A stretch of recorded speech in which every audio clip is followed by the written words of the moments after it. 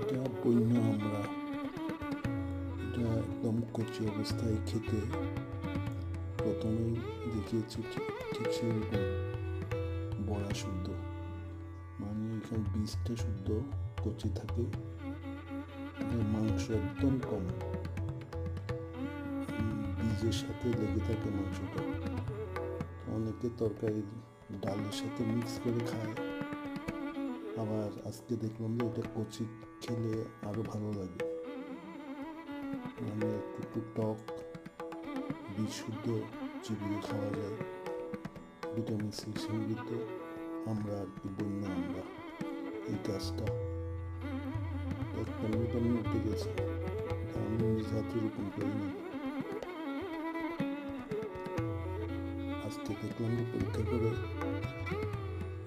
আমরা ওগুলি খেতে কচি অবস্থায় খুব মজা।